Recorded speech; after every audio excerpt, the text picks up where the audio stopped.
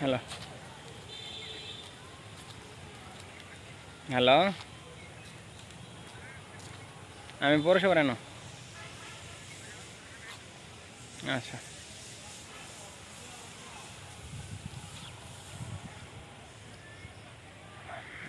এখানে দেখতে পাচ্ছি আমরা নানা রকমের মাশাল্লাহ কৃষি জমি।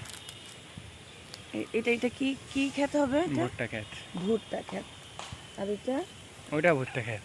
আচ্ছা আচ্ছা, ভুট্টা ক্ষেত আছে।